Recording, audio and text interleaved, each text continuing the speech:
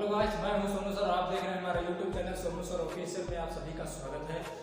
आज हम पढ़ने वाले हैं श्वसन तंत्र। देखिए, श्वसन तंत्र इसके पहले हमने पढ़ा था टीथ के दांतों के विषय में, ब्रेन के विषय में तथा उत्सर्जन तंत्र के विषय में पहले पढ़ चुके हैं।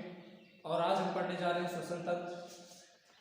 सबसे पहले देखिए, श्वसन तंत्र होता क्या है कि सबसे पहले जो हम सांस लेते हैं, किस प्रकार से लेते हैं, कैसे छोड़ते हैं, इसके विषय में आज फुल जानकारी के साथ हम देखेंगे। सबसे पहले देखिए, ऑक्सीकरण का मतलब होता है ऑक्सीजन। ऑक्सीजन का मतलब होता है जो वायु होती है, जिसको वायुमंडल में हमारे 21% है। ऑक्सीजन के बाद ऊर्जा। ऊर्जा का मतलब होता है जो हम ऑक्सीजन लेते हैं उससे हमें ऊर्जा की प्राप्ति होती है, और जो ऊर्जा की प्राप्ति होती है उससे हमें ऊष्मा मिलती है। ऊष्मा कैसे मिलती है? अब आपको बता दूं कि ऊष्मा कैसे मिलती है। ऊष्मा देखिए कि जब हम वायु को अपने अंदर लेते हैं तो उससे जो हमारा रुधिर है, रक्त, बहुत तेजी के साथ आने जाने लगता है, और उसी के द्वारा हमें ऊष्मा मिलती है। जैसे आप देखते हैं कि जब तक आपके अंदर ब्लड दौड़ेगा तो आप देखेंगे कि आपका शरीर गर्म रहेगा, वरना जब व्यक्ति खत्म हो जाता है तो देखते हैं कि उसका शरीर तापमान जो है वो एकदम ठंडा पड़ जाता है। इस प्रकार से हमें ऊष्मा प्राप्त होती है। अब चाय का मतलब है जोड़ना, ठीक है। अब आते हैं श्वसन अंग। श्वसन अंग में पहले आता है स्तनधारी। स्तनधारी मतलब जो दूध पिलाते हैं, तो वो किससे? वो फेफड़ा से सांस लेते हैं, जैसे कि मनुष्य। इसके बाद एक कीट, कीड़े मकोड़े, वो सिर्फ स्वच्छ नली से सांस लेते हैं। जलीय जीव, उनको कहा जाता है क्रोम या गिल्स। वो जो है गलफड़ों, जैसे मछली होती है वो गलफड़ों के द्वारा सांस लेती है। इधर गलफड़ होते हैं, उन्हीं के द्वारा सांस लेती है और छोड़ती है। मेढक जो है और टेडपोड, ये गिल्स होते हैं, ये त्वचा से सांस लेते हैं, अपने दोनों त्वचा के द्वारा सांस लेते हैं। अब आ जाते हैं इधर श्वासोच्छ्वास में सांस लेने व सांस छोड़ने की क्रिया जो होती है उसको श्वासोच्छ्वास कहते हैं। श्वासोच्छ्वास को दो भाग में बांटा गया है। एक तो जो सांस अंदर लिया जाता है, मतलब वायु, शुद्ध वायु को अंदर ले जाने की क्रिया को हम कहेंगे निश्वासन, और बाहर यानी निश्वासन, अशुद्ध वायु को बाहर निकालने की जो क्रिया होती है वो निश्वासन होती है। इसमें सबसे पहले नाइट्रोजन वायुमंडल में 78% है, तो नाइट्रोजन पूरी हम 78% को ग्रहण करते हैं। ऑक्सीजन 21%, ऑक्सीजन को हम जो है 21% को पूरे ग्रहण करते हैं।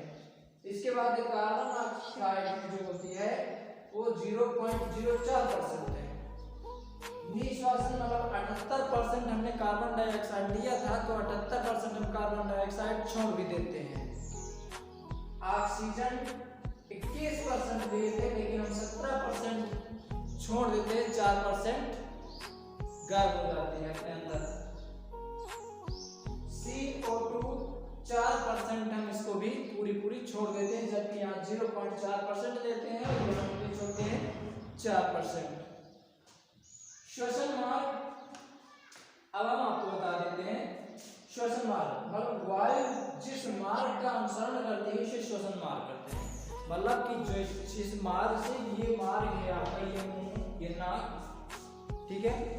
अब ये नहीं कह सकते कि ये जो है इसे हम मुंह बंद कर लेते हैं तो हम नाक से लेते हैं, नाक बंद कर लेते हैं तो मुंह से लेते हैं। तो ये एक आने और जाने का रास्ता है, ठीक है। सबसे पहले नासा छिद्र, मतलब आपके नाक के जो छिद्र हैं, इन दोनों छिद्रों के बीच में एक दीवार है, नासा छिद्र, इनके द्वारा हम सांस को लेते हैं। नासा कटाव, यहाँ पर ये आपका नासा कपाट है।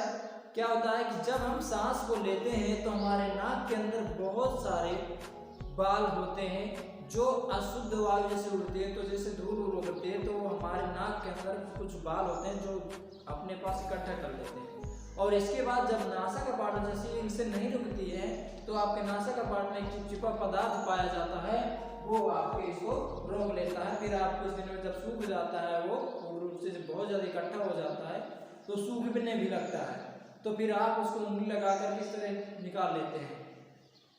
इसके बाद ग्रेशमी, जिसको कहते हैं पैरेक्स। अब ये क्या होता है, जैसे ग्रेशमी है तो आपके यहाँ पर ये ग्रेशनी होती है, यहाँ पर ये ग्रेशनी, ठीक है, आप देख पा रहे हैं ये यहाँ से आती है, आपको क्या होती है, ग्रेशनी होती है। फिर इसके बाद है स्वतंत्र, जिसको कहते हैं लाइरेक्स। लाइरेक्स जो होता है, आपके यहाँ हाथ लगा लीजिए तो आवाज दब जाती है, यहाँ हाथ लगाते हैं, जैसे कोई दबा लेता है तो आवाज दब जाती है, इसको कहते हैं लाइरेक्स। इसके बाद है श्वास नली, जिसको कहते हैं पैरेंचाइल। अब ये जो श्वास नली है, यहां से आप देखिए ये श्वास नली है, इसके द्वारा हम सांस जो नाक के द्वारा लेते हैं, ये आसानी से इधर तो चली जाती है, इस भाग से पूरे, ये पूरी इस भाग से आती है, और इस भाग से आने के बाद इनको दो भागों में डिवाइड कर दिया जाता है, जिसको कहते हैं ब्रोंचाई, कहते हैं ब्रोंकाई। ये ब्रोंकाई निकास नली जो उसकी ऑक्सीजन की हो गई, श्वसन नली, इसको दो भागों में डिवाइड किया गया श्वसन नली को। इसके बाद ब्रोंचाई, एक इधर गया, इसके बाद ब्रोंचोलेस, जो इसके ये आपको दिख रहे हैं, ये ब्रोंचोलेस है, इनको कई भागों में डिवाइड कर दिया गया। इसके बाद है एल्वेओली, वायुकोष्ठक। एल्वेओली क्या होता है, जो आप देख रहे हैं कि ये पूरा गुच्छा में बंधा होता है, जिससे रुधिर का आदान प्रदान बहुत ही शीघ्रता से, इसका मतलब ये होता है जब आपके पास ये वायु जो ऑक्सीजन होती है उसको ग्रहण करता है, ग्रहण करने के बाद जो आपके पास कार्बन डाइऑक्साइड होती है उसको ले जा करके बाहर छुड़वाने का कार्य करता है। इसके बाद है ब्लड। ये ब्लड को बहुत ही तेजी के साथ, जब ऑक्सीजन ग्रहण करता है तो ब्लड को बहुत ही तेजी के साथ भागने चलने में मदद करता है, उसको दो वायु प्राप्त करवाता है। इसके बाद है सेल माइक्रोकार्डिया, जिसको कहते हैं। अब समझते हैं श्वसन मार्ग। देखिए श्वसन मार्ग जो है वो जैसे ही हम सांस लेते हैं, तो चलिए सांस लेना एक तरफ देखते हैं कि जो हमारा निकास नली है, इसी के द्वारा तो सांस भी लेते हैं, खाना भी खाते हैं। तो जब इसी के द्वारा सांस लेते हैं तो हमारे पास जो एपिग्लोटिक्स होती है, यहाँ पर एक एपिग्लोटिक्स है, ये एपिग्लोटिक्स है। जब हम सांस लेते हैं तो ये फूड यानी भोजन के रास्ते एक एयर इधर इधर एयर फूड या वहां से की तरफ चला जाता है, आपका बढ़िया छोटी आंतों की तरफ। तो क्या होता है, जब आप एपिग्लोटिक्स का मतलब होता है कि जब आप किसी भोजन किए तो ये इधर बंद हो जाती है, ये इधर वाला रास्ता बंद कर देती है, तो आपका जो खाना है वो इधर चला जाता है। अब जब सांस लेते हैं तो फिर ये इधर वाला रास्ता बंद कर देती है, इधर से आपकी एयर चली जाती है फेफड़ों में, ठीक है। तो ये जो आता जाता है, अब आप देखेंगे कभी कभी किसी व्यक्ति को हिचकी आती है ना, तो क्या बोलता है कि यार मुझे कोई याद कर रहा है। याद नहीं करता वो, आपको कोई याद नहीं करता, आपका ध्यान भटका रहता है। और आप क्या करते हैं, आपका जब ध्यान भटका तो जैसे खाना आया इधर से, तो अब ध्यान भटका जैसे भटक जाता है, तो इसको यही होता था किधर हो। तो ये क्या करता है, जैसे आपने खाना लगाया तो इधर मुड़ गई, तो खाना इधर फेफड़ा उधर पड़ा, तो फेफड़ा देखता अरे इधर कहाँ रहा है, तो फेफड़ा कहता है, किसको कहता है, डायफ्राम को कहता है लगा झटका जोर से, ने हाथ लगा के जोर से, ऐसे जोर लगा के हिंसा ऐसे बोलते हैं ना। तो क्या करता है, नीचे फेफड़ा मार जोर से झटका मारते कहते हैं ऐसे बोलता है, हिचकी आने लगती है। तो ऐसे जब हिचकी आती है तो कहते हैं यहाँ कोई याद करा, याद नहीं करता। अभी देख, जब तक वो देखता है अरे अभी आड़ा थोड़ी से थोड़ी, फिर पानी पीते हैं तो क्या करता है, एपिग्लोटिक्स इधर खसक करके इसको जैसे ऊपर तो ऊपर खसकता है जैसे, फिर एपिग्लोटिक्स जो होता है इधर आ जाता है, और फिर आपका भोजन सीधे इस निकासन फूड की तरफ चला जाता है, इधर भोजन जाना चाहिए। और तनिक से भी अगर लगा होगा ना तो बार बार नीचे से डायफ्राम को आदेश देगा। डायफ्राम क्या करता है, जोर लगा के हंसा ऐसे मतलब जोर से झटकता है तो आपको क्या होती है, हिचकी आती है। तो आप कहते हैं कौन याद कर रहा है, दूसरा तुमको कोई नहीं याद करेगा, तुमको काहे याद करेगा, कुछ नहीं। ठीक है, जब जो चीज़ आपने खाते वक्त कोई फंस जाती है, ध्यान भटक जाता है, इधर देखो, इधर आपको कहना पड़ता का अरे खाना खाने रोटिक्स ऐसा कर, इधर इधर इधर इधर इधर इधर सांस ले रहे हैं, पूरी तरफ जाओ, पूरी तरफ ऐसे कहते हैं ना, नहीं। ब्रेन तुरंत क्या करता है, आदेश देता है को क्या करना, सांस ले रहा है पूरी तरफ बंद हो जाओ, खाना खा रहा है एक तरफ बंद हो जाओ, ऐसे ये परमानेंटली चलता रहता है। ठीक है, अब आ जाते हैं इसी डायग्राम में। देखिए जो ब्रोंकाई होता है, ये हमारे ब्रोंकाई है ये वाले। अब आप देख रहे हैं कि ये जो सी आकार का होता है, एक कार्टेज पाइप के पकड़े रहता है हमारा। तो पाइप ये बहुत ही नाजुक होते हैं, ये हमारे कार्टेज पाइप को पकड़े रहते हैं। जैसे देख रहे हैं कि आप जकड़े हुए हैं, एक क्लिप की तरह कार्य करता है।